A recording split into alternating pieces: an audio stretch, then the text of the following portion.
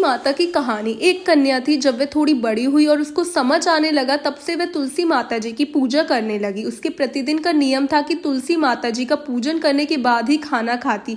जब वह कन्या शादी के लायक हुई, तब उसके माता पिता ने उसकी शादी करवा दी। कन्या को उसके माता पिता ने दहेज में एक तुलसी का गमला दिया। ससुराल में वह प्रतिदिन सवेरे उठती, पूजा करती, फिर उसके बाद ही वह खाना खाने बैठती। उसकी दो जेठानियां थी, वो दोनों उसका मजाक उड़ाती कि बड़ी नियम धर्म करती है। उन दोनों को उससे बहुत ईर्ष्या होती, इसलिए वो दोनों तुलसी जी का गमला जी छुपा देती। वह कन्या बड़ी मुश्किल से गमला ढूंढ कर लाती, अच्छे से पूजा करती और फिर खाना खाती। वह गमला ढूंढ कर लाती तो एक दिन उसकी जेठानियों ने क्या करा कि गमला ही दूर फेंक दिया। कन्या ने खूब ढूंढा पर उसे गमला नहीं मिला। वह बहुत परेशान हो गई। उस दिन तो उसने खाना भी नहीं खाया। उसका नियम जो था, उस कन्या की सच्ची भक्ति देख तुलसी माता उससे बहुत प्रसन्न हो गई और उसके कमरे में तुलसी माता का गमला प्रकट हो गया।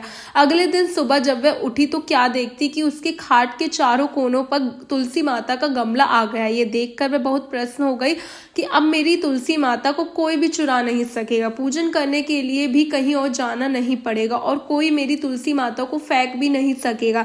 वह तो जल्दी से उठ स्नान करती और तुलसी माता की पूजन कर लेती। जब वह खाना खाने बैठी तो उसकी जेठानियां मजाक करने लगी कि लो, देवरानी का नियम धर्म पूरा हो गया। उससे पूछती कि तुलसी जी की पूजा कर ली क्या? देवरानी धीरे से बोली, हाँ कर ली। जेठानियां बोली, कहाँ से कर ली पूजा? गमला तो फेंक दिया था। देवरानी कहती कि देख लो, मेरे कमरे में खाट पर तुलसी जी का लग रहा है।